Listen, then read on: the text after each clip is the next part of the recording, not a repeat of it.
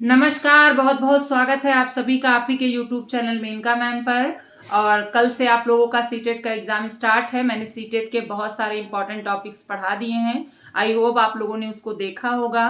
Exam से पहले मैं आप लोगों से कुछ बताने आई हूँ, आपको कुछ समझाने आई हूँ, जिससे आपके पेपर्स अच्छे हो सके। जो भी बच्चे हमारे हमसे पढ़ रहे हैं, जो नहीं पढ़े हैं, उन्होंने हमारे वीडियोस देखे होंगे, उन लोगों से बस इतना कहना है बेटा कि जब भी आप पेपर को देने बैठिएगा तो क्वेश्चंस को पूरा पढ़िएगा और कोशिश करिएगा कि ऑप्शंस को भी पूरा पढ़िएगा। क्योंकि सीटेट जो पैटर्न है वो ज्यादातर शिक्षण के ही क्वेश्चंस देता है और क्वेश्चंस काफी हैवी होते हैं, काफी बड़े बड़े होते हैं। तो कुछ बच्चे पूरा क्वेश्चंस ना पढ़ने की वजह से क्वेश्चंस गलत कर देते हैं। तो क्वेश्चंस को पूरा पढ़िएगा, ऑप्शंस को पूरा पढ़िएगा। चूंकि माइनस मार्किंग नहीं है तो क्वेश्चंस बिल्कुल मत छोड़िएगा।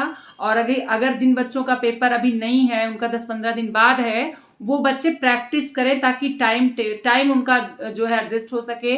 उस टाइम में वो सारे क्वेश्चंस को कर सकें। कुछ बच्चे टाइम मैनेजमेंट ना करने की वजह से क्वेश्चंस को छोड़ देते हैं। आपको 60% नंबर प्राप्त करने हैं और अगर आप माइनस मार्किंग नहीं है, अगर सारे अटेम्प्ट कर लेते हो तो बहुत सारे क्वेश्चंस का लाभ आपको ऐसे मिलेगा। तो क्वेश्चंस आपको छोड़ने नहीं है क्योंकि माइनस मार्किंग नहीं है, और क्वेश्चंस को पूरा पढ़ना है और टाइम में ही आपको पेपर को खत्म करना है। जो बच्चे टाइम मैनेजमेंट नहीं कर पाएंगे उन्हीं के क्वेश्चंस छूटे हैं। तो जिन बच्चों का पेपर है उस बात का ध्यान रखें कि सारे क्वेश्चंस को छूना है, सारे क्वेश्चंस को करना है। और जिन बच्चों का पेपर अभी नहीं है वो बच्चे प्रैक्टिस लगातार करते रहें, जिससे उनका टाइम भी मैनेज हो जाए और क्वेश्चंस भी उनके क्लियर हो जाए। जिन बच्चों ने अभी तक हमारा वीडियोस नहीं देखा है वो जाकर प्लेलिस्ट से देख सकते हैं। वहां पर मैंने समावेशी शिक्षा, शिक्षण, आरटीई सारी चीजें पढ़ा दी हैं। वो सारे वीडियोस जो सीटेट के लिए बहुत जरूरी हैं वो सारी चीजें मैंने पढ़ा रखी हैं। साथ ही साथ मैंने सीटेट में पास होने के टिप्स भी दिए हैं, वो वीडियो भी आप जरूर देखें। और एग्जाम से पहले मैं आपसे बस इतना कहना चाहती हूँ कि पेपर बहुत ही कठिन नहीं आता है। जो पास होते हैं वो बच्चे भी मेहनत ही करते हैं और आपने भी मेहनत किया है। बस आपको टाइम मैनेज करना है, क्वेश्चन को ध्यान से पढ़ना है। क्वेश्चन जो पूछता है वो एक अध्यापक के दृष्टिकोण से पूछता है कि आप एक अध्यापक होते हैं अगर तो आप क्या करते इस सिचुएशन पे। ऐसे क्वेश्चंस मिलेंगे तो अध्यापक का दृष्टिकोण रखिएगा कि एक अध्यापक के रूप में कैसा कक्षा होना चाहिए। इसके अलावा वाइगोट्स्की कोहल वर्ग देख लीजिएगा जाने से पहले आप लोग, और एनसीएफ 2005 और नई शिक्षा नीति 2020 को आप लोग देख लीजिएगा। यहाँ से क्वेश्चंस आपके ज्यादा पूछे जाएंगे।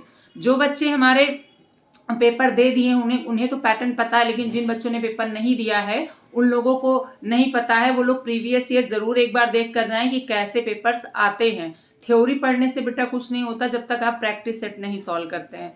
तो जिन बच्चों का भी पेपर नहीं हो प्रैक्टिस सेट खूब हल करते रहें, और जिन बच्चों का पेपर है वो बहुत ही रिलैक्स माइंड से पेपर देंगे। सारे क्वेश्चंस को छूना है, क्वेश्चंस को नहीं छोड़ना है। आपको क्वेश्चन को ध्यान से पढ़ना है, सारे ऑप्शंस को ध्यान से पढ़ना है।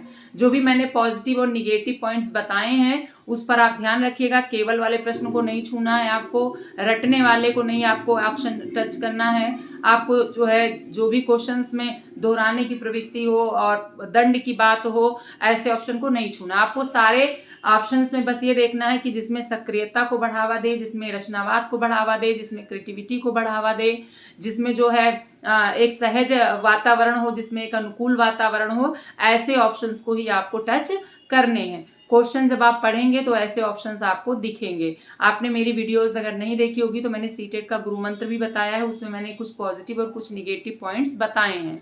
आप वहां से जाकर देख लीजिएगा ताकि आपके सारे क्वेश्चंस क्लियर हो सकें। और एक बात, इसमें कॉमन सेंस वाले क्वेश्चन ज्यादा आते हैं तो रटने वाले क्वेश्चंस कम आते हैं। तो आप लोगों को कॉमन सेंस यूज करना पड़ेगा और टाइम मैनेजमेंट करके अच्छे से पेपर दीजिएगा। मुझे पूरी उम्मीद है जो बच्चे मुझसे पढ़ रहे हैं बहुत अच्छे नंबरों से पास होंगे और उन्हें हमारी वीडियो लाभ पहुंचाएगी। और आप सभी को, जो भी बच्चों का कल पेपर है, जिनका आगे पेपर है, उन सभी बच्चों को पेपर के लिए बहुत सारी शुभकामनाएं। आप लोग बहुत अच्छा करेंगे, मुझे पूरी उम्मीद है। और हमारी बातों को ध्यान में रखिएगा, क्वेश्चंस पूरा करके आइएगा, छोड़िएगा नहीं। टाइम मैनेजमेंट अच्छे से अपना मेंटेन कर लीजिए ताकि पेपर्स अच्छे से हो जाएं।